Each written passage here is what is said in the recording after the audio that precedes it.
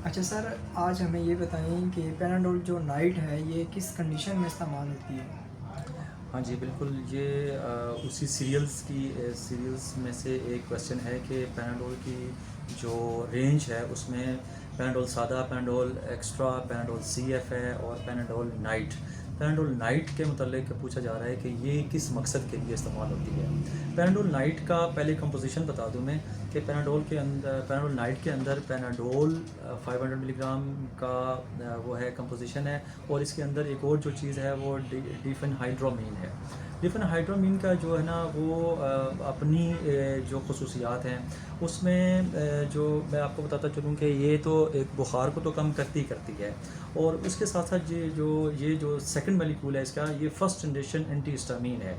Anti histamine आपको पता है कि बॉडी के अंदर अगर दाखिल हो जाती है तो ये कुछ इस तरह की अलामात जैसे ख़ारिश का आ जाना, इचिंग हो जाना और हल्के फुल्के कुछ इस तरह की स्पॉट्स ज़ाहिर हो जाना। और बाज़ दफ़ा इस तरह करता है कि ये साथ साथ ना कोई बॉडी के अंदर हल्के फुल्के से दाग से भी बना देती है, क्योंकि इचिंग के बाद की ये वो है अलाइड सिम्टम्स होती हैं।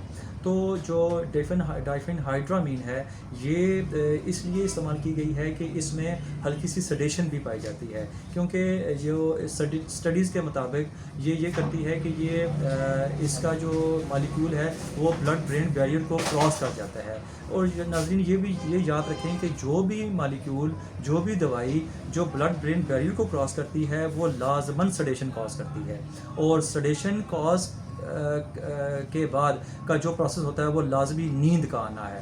तो ये इसी वजह से इसके साथ नाइट लिखा गया है कि ये सिर्फ़ और सिर्फ नाइट को दी जाए। एक तो अगर किसी मरीज़ को इन अलामात की वजह से नींद नहीं आ रही तो उसको नींद भी आ जाए, क्योंकि ऑटोमेटिकली ये ब्लड ब्रेन बैरियर क्रॉस करती है, जिसकी वजह से सेडेट होता है बंदा, और सेडेट होता है तो उसके बाद वो नुदगी तारी होती है और नींद का आना एक लाजमी अंसर है।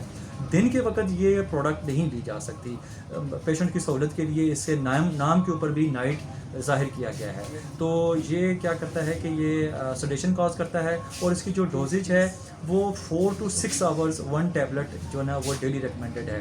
और मैं आपको ये भी बताता चलूँ कि एज ए होल इसको डॉक्टर ये कहते हैं कि 300 मिलीग्राम पर डे से ज़्यादा नहीं लेना चाहिए। अगर आप लेंगे तो एक बंदा आदी हो जाएगा और बार बार आम पैनाडोल की निस्बत इसी को प्रेफर करेगा। अगर ये प्रेफर करता है तो फिर आम पैनाडोल से उसको आराम नहीं आएगा, क्योंकि वो इसका आदी हो चुका होगा।